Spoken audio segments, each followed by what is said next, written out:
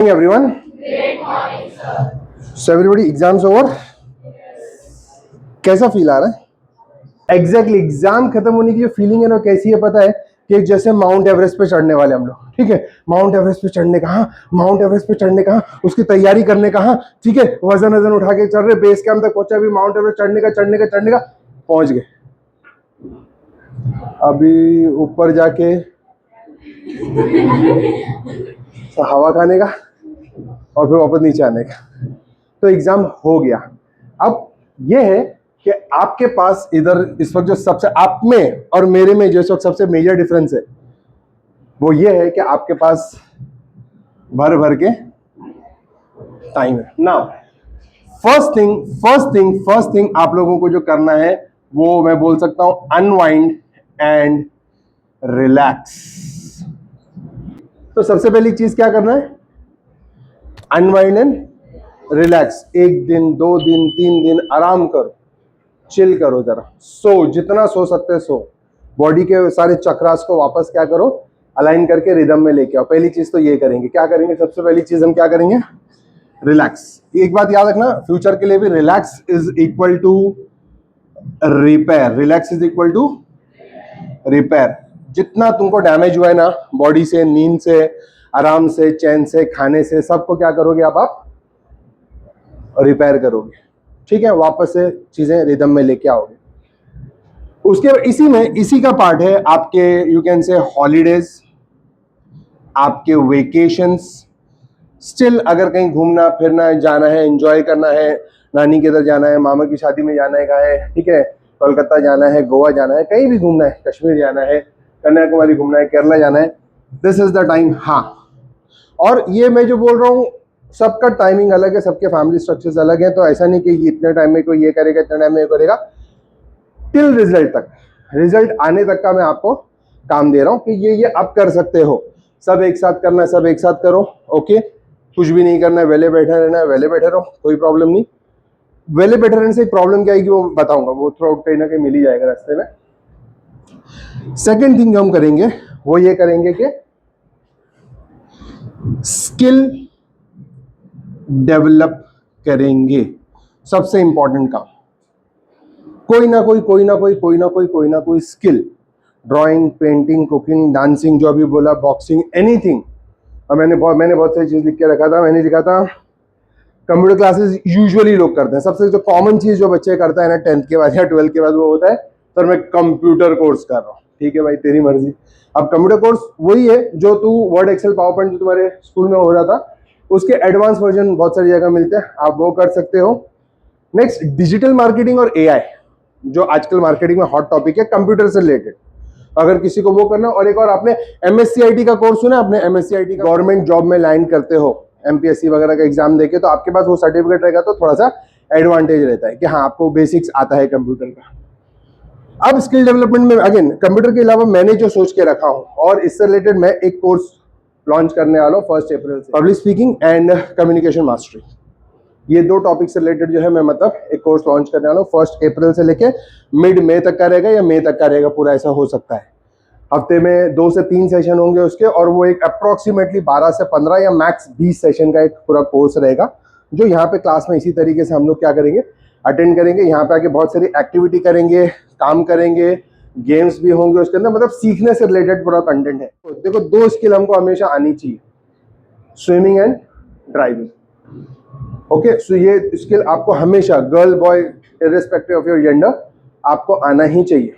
तो किसी भी तरीके से स्विमिंग सीखो, ड्राइविंग सीखो, ड्राइविंग 2 व्हीलर 4 व्हीलर जो आता सीखो, रिक्शा भी चलाना आता है वो भी सीखो, कोई प्रॉब्लम नहीं है, ठीक है।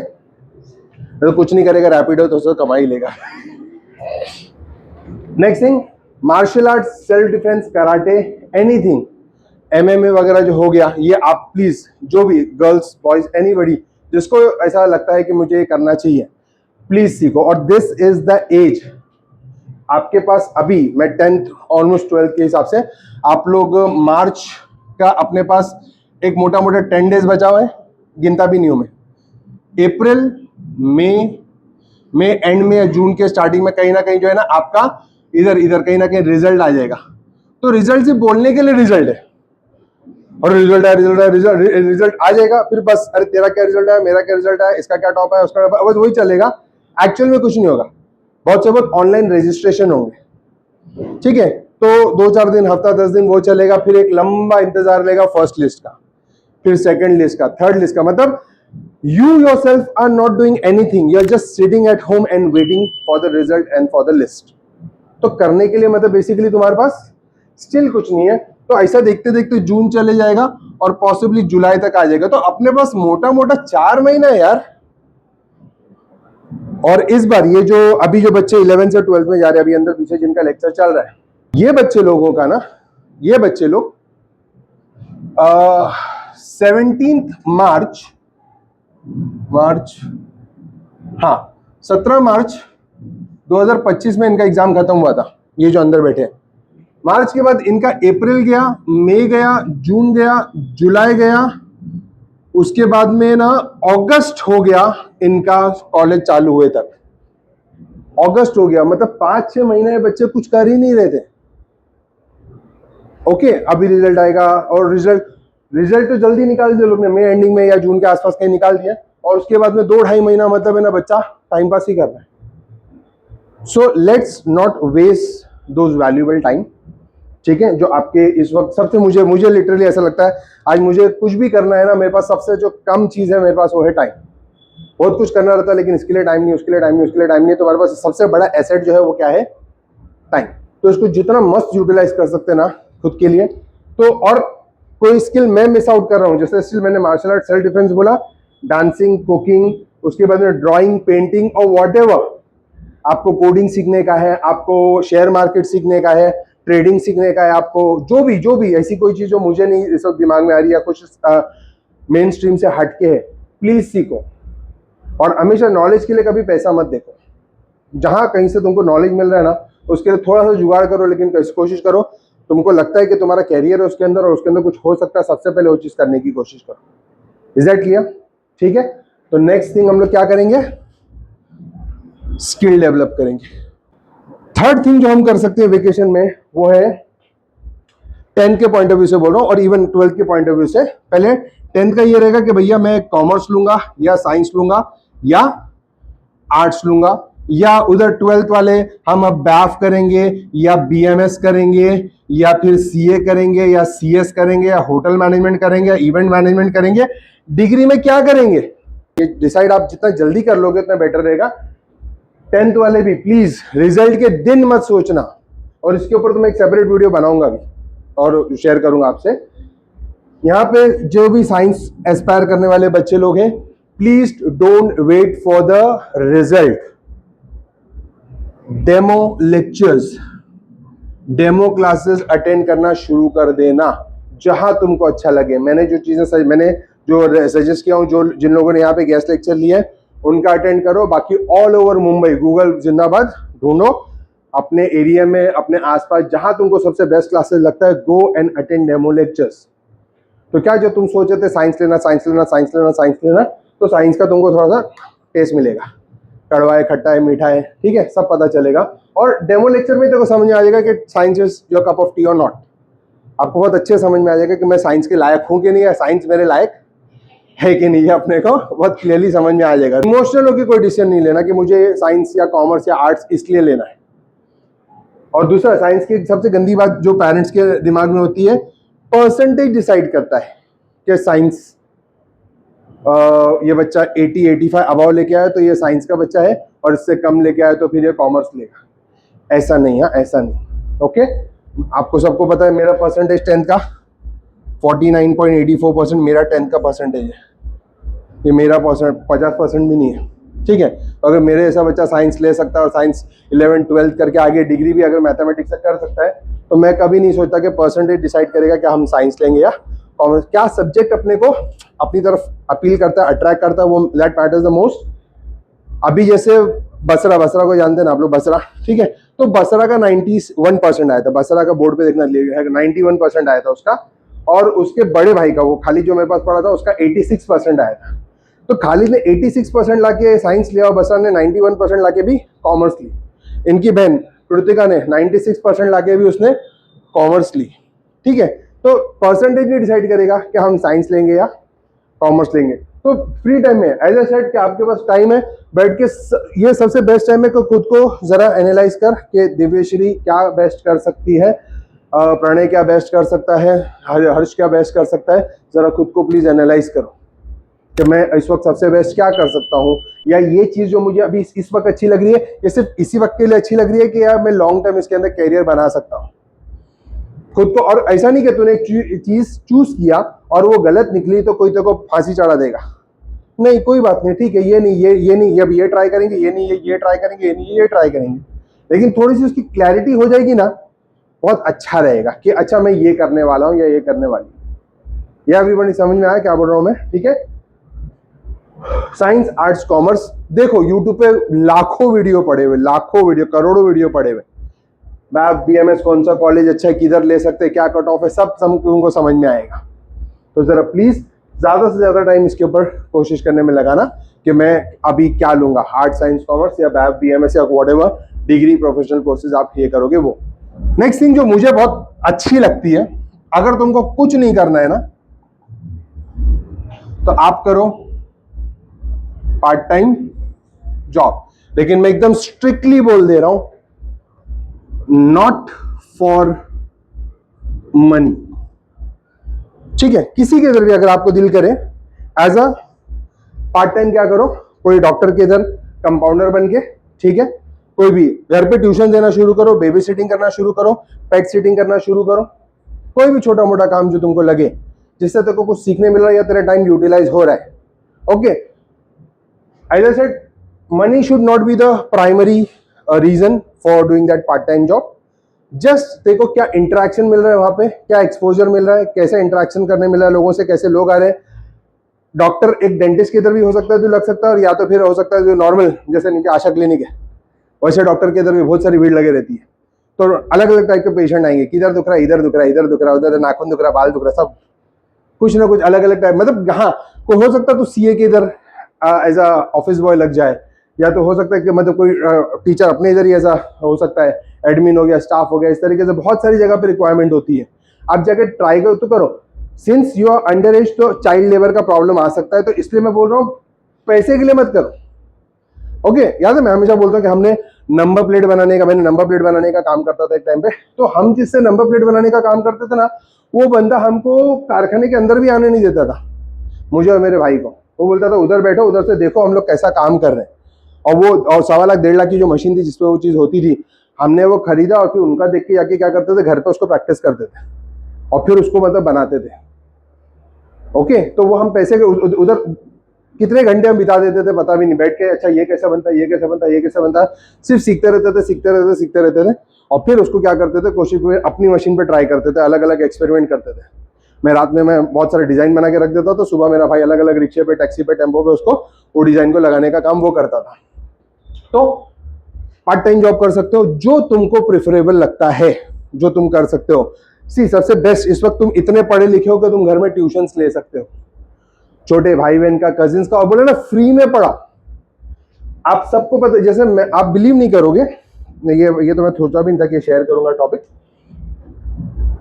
SY BSc के टाइम पे जब मेरे फादर की डेथ हुई, 14 में जब मेरे फादर की डेथ हुई ना, उसके 6-8 महीना पहले ना मेरा सीन ऐसा था कि मैं मेरे कॉलेज में हमेशा, मैं जब कैंटीन में हूँ और मैं मेरे दोस्तों के साथ हूँ, तो ये एक रूल था कि शानी बिल पे करेगा, तो मैं किसी को भी बिल पे करने मैं बिल पे करूंगा, ऐसा सीन था, ठीक है। तो मेरी एक फ्रेंड थी, पिंकी तिवारी करके मेरी एक फ्रेंड थी, और वो ऐसी थी कि नहीं शान मेरा बिल मैं पे करूंगी, वो एकदम ऐसा थोड़ा एटीट्यूड में रहती थी। वो बेस्ट फ्रेंड थी मेरी, currently she is in Australia right now. तो मैं उससे पूछा था पिंकी मेरे पास तो मेरे डैडी का पैसा है, वही मैं खर्चा करता रहता हूँ, ठीक है, मेरा अपना तो पैसा है नहीं, आपका पैसा उड़ाते रहते हम लोग, तेरे पास पैसा कहाँ से, तेरे डैडी भी ज़्यादा पॉकेट मनी देते क्या देखो। बोले नहीं मैं कमाती हूँ। और अच्छा तो SY BSc में कमाती क्या करती है, तो बोली मैं होम ट्यूशन लेती हूँ। फर्स्ट टाइम मेरी लाइफ में मैंने 2004 में वर्ड सुना, होम ट्यूशन। मैंने होम ट्यूशन क्या होता है, मतलब बोली, उसने समझाई कि हमको बच्चे के घर पे आके पढ़ाना रहता है। बोला अच्छा, बोला देख ठीक ठाक अपना भी साइंस है, अगर कोई ऐसा बच्चे अच्छे मिलेंगे तो बता देना। बोले है मेरे पास टाइम नहीं है, मेरे पास है ना 2 ऐसे हैं, मैं जिस लड़की को पढ़ाती हूँ उसके 2 कजिन्स हैं, तो उसको पढ़ा सकता है क्या तू। तो मैंने मेरे डैडी से छुप के, आप बिलीव नहीं करोगे, क्योंकि हमारे घर पे एक सिंपल रूल था काम नहीं करने का। हमारे अब्बा ने बोला बेटा काम नहीं करने का, जब तक मैं जिंदा हूँ तुमको काम करने की जरूरत नहीं है, कितना पैसा चाहिए, बाइक चाहिए, मोबाइल चाहिए, क्या चाहिए सब ले लो। और इन द ईयर 99 से लेके 2003 तक मैं अप्रोक्सीमेटली बोल सकता हूँ, उस जमाने में हमको डेली ₹100 से लेके ₹500 तक का हमको डेली पॉकेट मनी मिलता था। मैं आज से 25 साल पहले की बात बोल रहा हूँ। उस जमाने में हम लोग इतनी लाविश जिंदगी जीते थे। तो मैं सोचा कि भाई कर सकता हूँ कि नहीं कर सकता। उसने ट्यूशन दी और मैंने मेरे घर से छुप के हमने ट्यूशन करना मैंने शुरू किया। और अप्रोक्सीमेटली 1500 या 1800 उसकी कुछ मेरे को फीस मिली थी। तो मैंने लाके मेरे डैडी को मम्मी को बताया कि देखो ये मैंने ट्यूशन लेना शुरू किया। तो मेरे डैडी ने लिटरली मेरे को लाफा मारे, तेरे को काम करने की क्या जरूरत है, ओके तू क्यों काम कर रहा है, ये पैसा उनको वापस कर, बोल दे रहा कल से तू नहीं आएगा पढ़ाने के लिए। ओके अब ऐसा तो नहीं मैंने पिंकी के रेफरेंस से वो जगह पे गया और मैं वो पगार लिया और बोला वो नहीं चाहिए पगार चाहिए, मैं कल से तुम्हारे बच्चों के लिए दूसरा ट्यूशन ढूंढ ला। ऐसा तो कर नहीं सकता था ना मैं। तो मैंने क्या किया, घर पे बोला नहीं, घर पे बोल दिया कि मैंने छोड़ दिया, लेकिन मैं स्टिल क्या किया, वो बच्चे लोग का एकेडमिक ईयर कंप्लीट किया मैंने। वो जो मैंने किया ना, वो जो मैंने होम ट्यूशन लिया ना, यू वोंट बिलीव, आज जो मैं आपको पढ़ाता हूँ ना उसके बेसिक्स वहां पे बन गए। वो बच्चे लोग को जो मैंने 6-8 महीना पढ़ाया था ना, और फिर मेरे फादर के गुजरने के बाद 2004 में हमने जब ट्यूशन शुरू किया ना, तो वो होम ट्यूशन का जो मैं पढ़ाता था ना, वो मेरा वार्म अप हो गया था वहाँ पे। फिर मोहल्ले के बच्चे, इधर के बच्चे, उधर के बच्चे जब आना शुरू हुए ना, तो वो मेरे को हेल्प किया। अगर मैं वो होम ट्यूशन नहीं लेता ना, तो मेरा कुछ बेसिक आई डोंट नो कितना अच्छा बनता था, या जो भी बनता था थोड़ा लेट बनता था। अंडरस्टूड? तो आपसे भी यही बोलना चाहूंगा कि आप लोग जो है कोई भी पार्ट टाइम जॉब करो, बट नॉट फॉर मनी, सीखने के पॉइंट ऑफ व्यू से।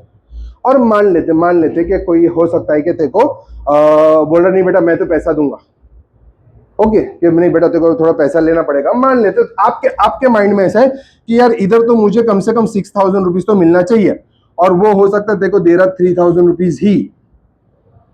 तुम सोचोगे अरे यार ये तो मतलब क्या हो गया, है तो बच्चे का फायदा उठा रहे है ना, काम भी कर रहा है और इतनी कम पगार दे रहा है। याद रखना ये जो डिफरेंस है ना 3000 का, तू जो वहां पे सीख रहा है ना, मान लेना तो 3000 तेरे को कम मिल रहा है ना, तू वो काम की फीस भर रहा है।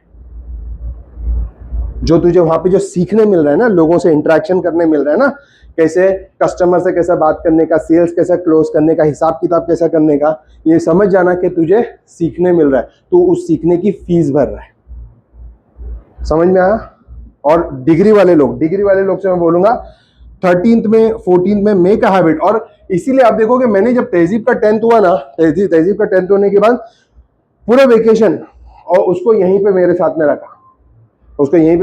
रखा, थ्रू आउट उसके 10th ऑल्सो, और 10th के बाद में भी जब वेकेशन पीरियड था उसको यहाँ पे मैंने रखा। उसको पूरा क्लास कैसे संभालते ट्रेन करके रखा मैंने उसको। एक कभी बैकअप की जरूरत हो, कोई स्टाफ नहीं है, कुछ नहीं है, तो वो यहाँ पे आके she won't come here and teach. पढ़ाने के लिए नहीं तैयार किया उसको, सिर्फ मैनेज करने के लिए तैयार करके रखा। और उसको क्लियरली बोल दिया बेटा डिग्री के बाद भी ना मेरे कुर्सी की बाजू में कुर्सी है ना, वो आपकी कुर्सी है, आपको सिर्फ आलम टोटल सिर्फ संभालना है। टीचिंग इज माई पैशन, मैं हमेशा पढ़ाता रहूंगा, लेकिन यहाँ पे बैठ के मेरे साथ में आपको क्या करना है, सिर्फ संभालना है, मैनेज करना है। और राकेश सर, प्रतीक सर, सिराज सर सब अपना अपना लेक्चर टाइम पे लेंगे, लेकिन कोई मेरे साथ में क्या होना चाहिए, संभालने के लिए, मैनेज करने के लिए होना चाहिए। कॉलिंग से लेके, फीस से लेके, बहुत सारे बैक एंड पे बहुत सारे काम होते हैं, उस सब के लिए कोई ना कोई होना चाहिए। तो उसको इतना तैयार करके 12th के बाद फिर उसको डिग्री हुई तो उसको छोड़ दिया। तो 12th तक वो ऑन ऑफ यहाँ पे रहती थी। और आपको भी कहीं पार्ट टाइम जॉब नहीं मिले ना, तो अपने पेरेंट्स के पास लग जाना भैया, उनका जो भी काम धंधा बिजनेस है उसमें लगो, उसका अकाउंट्स देखो, उसको प्रमोट करो सोशल मीडिया पे, उसका प्रमोशन करो, उधर रहो। कोई जो डैडी किसी और को पगार देते वो जगह पे तुम काम करो, मत पैसा लो, लेकिन डैडी का उतना पैसा तो बचेगा। समझ रहे हो ना? तो करने के लिए बहुत कुछ है। मुंबई जैसी जगह में अगर कोई बोलता है कि काम नहीं है, तो उससे बड़ा बेवकूफ कोई नहीं है, या उससे बड़ा आलसी कोई नहीं है। उसका स्किल्स नहीं, अलग बात है, ठीक है। तो स्किल डेवलप करने का अपने को, और कुछ ना कुछ क्या करने का, पार्ट टाइम जॉब करने का ही करने का। ढूंढो, गूगल पे ढूंढो, सर्च करो, मिलता है। इंस्टा पे ढूंढो, इस पर ढूंढो, सब जगह जब सब कुछ मिलता है इंस्टा पे, तुमको कपड़े जूते चप्पल मिल जाए तो काम भी मिलेगा। समझे ना? ढूंढोगे तो मिलेगा, फाइन। और बॉयज के लिए ऐसे बहुत सारे बच्चे हैं वेकेशन में, वो लोग गाड़ी धोने का काम करते, रिक्शे धोने का काम करते, उसमें कोई शर्म की बात नहीं है। पेपर डिलीवरी करने का काम करते और दूध डिलीवरी करने का काम करते। कोई शर्म नहीं है, कुछ नहीं करने से अच्छा कुछ तो कर। समझ में आया एवरीबॉडी? ठीक है, तो मेरी तरफ से ये था। पहला मैंने सबसे पहले क्या बोला आपको, रिलैक्स करो थोड़ा, जैसे 12th का तो रिलैक्स करके हो गया, अब मतलब क्या करो, हाँ मतलब कमर कस लो और निकलो मार्केट में। 10 स्टैंडर्ड आज आखिरी पेपर था, 2-3 दिन, हफ्ता, 10 दिन, 15 दिन आप लोग चिल कर लो, उसके बाद में जरा सी चीजों पे काम करना प्लीज चालू करो। टाइम नहीं वेस्ट करना, नहीं समझेगा पेरेंट्स को लाके इधर 1-to-1 बेसिस पे मेरे पे बैठो। ये कौन सा मार्च महीने, ऑलमोस्ट अप्रैल से लेके ना यू वोंट बिलीव जून जुलाई तक का मेरा सिर्फ मेरे पूरे जबड़े दुख जाते बात करते करते। अपने पेरेंट्स प्लस बाहर से जो बहुत सारे पेरेंट्स आते हैं, दे जस्ट कि मेरा बच्चा सर क्या कर सकता है, उनको काउंसलिंग, फ्री की counselling, no charges at all. Just मेरी वजह से अगर मेरी राय से किसी का भला हो जाता है तो इससे बढ़कर और कुछ नहीं चाहिए। तो किसी के लिए भी मतलब हो सके ना, तो मैं उनको फ्रीक्वेंटली मतलब क्या करता रहता हूँ, काउंसलिंग करता रहता हूँ, ये कर सकते हो, ये कर सकते हो, ये कॉलेज ऐसा है वैसा है, जो भी है। तो यहाँ पे भी नहीं समझेगा तो फ्री टाइम में पेरेंट्स से इंटरेक्ट करो, पेरेंट के साथ आके बैठो कि हम क्या कर सकते हैं, 1-to-1 बेसिस पे बात करेंगे। और पेरेंट्स और मेरे तक आने से पहले जरा खुद को एनालाइज करो ना, मैं कहाँ अच्छी हूँ, मैं किस में अच्छी हूँ, मैं क्या कर सकती हूँ। ऑलवेज अपने कैरियर चूज करने के लिए मैं तो खुद को, किसी भी बच्चे को यही बोलता हूँ, ये 3 सवाल खुद से पूछने का। First question is what I am good at, साथ में रिपीट करेंगे, what I am good at, मतलब मैं किसमें अच्छा हूं। जब मैंने पिंकी को बोला मैं होम ट्यूशन ले सकता हूं, तो मुझे मालूम था कि मेरा मैथ साइंस से ज्यादा मेरा एक्सप्लेनेशन बहुत अच्छा है, तो इसलिए मैंने कॉन्फिडेंटली बोला कि मैं वो बच्चों का ट्यूशन ले सकता हूं। तो मुझे मालूम था कि मैं किसमें अच्छा हूं, एक्सप्लेनेशन में अच्छा हूं। तो first thing you should know what you are good at. Second thing, you should always listen carefully what others think you are good at। कोई बोलता है ना तेरा ड्रेसिंग सेंस बहुत अच्छा है, अरे तेरी हाइट बहुत अच्छी है, अरे तेरा डांस बहुत अच्छा है, अरे तेरा पेंटिंग बहुत अच्छा है, तेरा कुकिंग बहुत अच्छा है। दूसरे तेरे बारे में क्या अच्छा बोल रहे हैं ये भी तो सोच जरा, ठीक है। And third thing is find out what is holding you back in becoming that good. What is holding you back in becoming that good. जब तुझे मालूम है तो इसमें अच्छा है, दूसरे भी बोलते तो इसमें अच्छा है, तो तेरे को अच्छा बनने के लिए क्या क्या चीजें रोक रही है। तेरा आलस हो गया, तेरी इररिस्पॉन्सिबिलिटी हो गया, ठीक है, पैसे का प्रॉब्लम हो गया, वो प्रॉब्लम पता तो कर कि क्या चीजें जो मुझे वो अच्छा बनने से रोक रही है और उसके ऊपर काम करना चालू कर।